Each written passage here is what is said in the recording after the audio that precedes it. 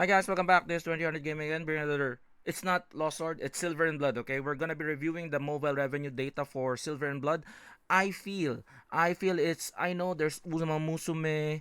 There's gonna be Persona X. There's like four gachas that dropped within I think last month, and that's like Uma Musume, again, Persona, Silver and Blood, and Lost Sword. Those four. Okay, Lost Sword is doing well with 1.4. Again, this gacha revenue are estimates, but the thing is, like, if you are within like a milli or half a milli, it means that you're in a good spot.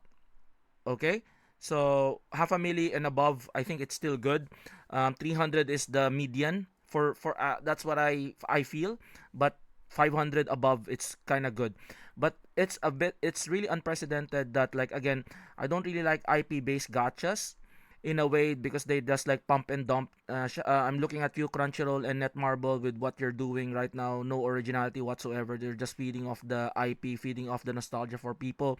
I know the game is good, but like, again, you can innovate. Okay, innovate, but like, man, like, bro, IP games, nah, nah. Not unless the devs are doing well with regards to the game, like they're not really super predatory, like blatantly predatory. Like, even an IP game can succeed, but like I haven't seen an IP game succeed very well in the gacha industry in a way, except FGO. Okay, FGO, it's a bit of like a um an anomaly. Okay, it's an anomaly. We're in, yeah. So Nikkei, those kinds like Hoyo games, Kuro games, all are original kind of games. We're in, like, they're doing their thing. So Moontoon, they're a big company. Mobile Legends is big in the Philippines, big in Asia as well.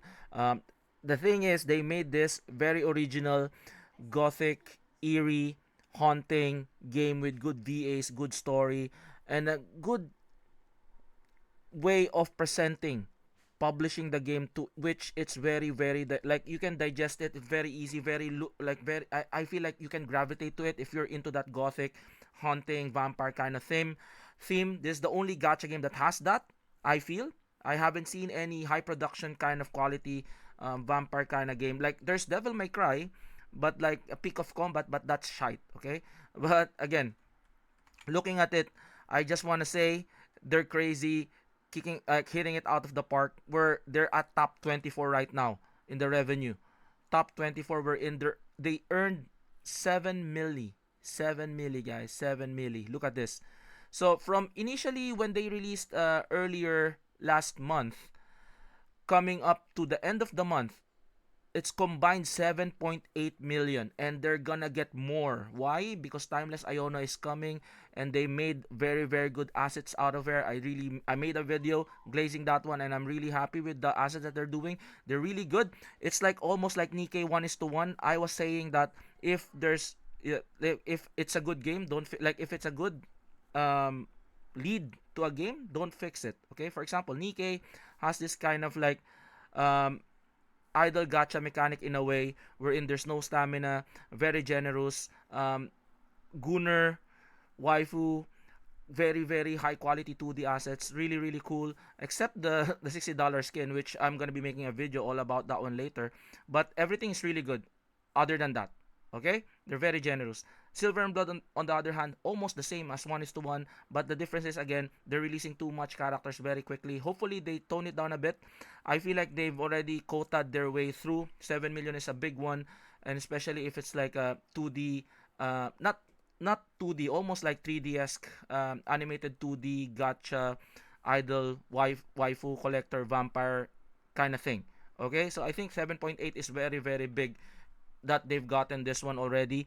Not even 2 months, not even 3 months in. Plus, most likely this is just estimates. This could be maybe 10 million more. Okay, we're not quite sure. So, again, shout outs to Silver and Blood. They're kicking it out, hitting it out of the park. Congratulations to them. We will see what's gonna be coming up next at the end of August, with the revenue on the end of August, because Timeless Iona is dropping, and like, man, they really did like they really did wonders on that character. So comment down below, what do you think about this? I would like to hear from you guys. This again 2000 Gaming, and I'll see you guys on the next one. Peace out. Bye bye.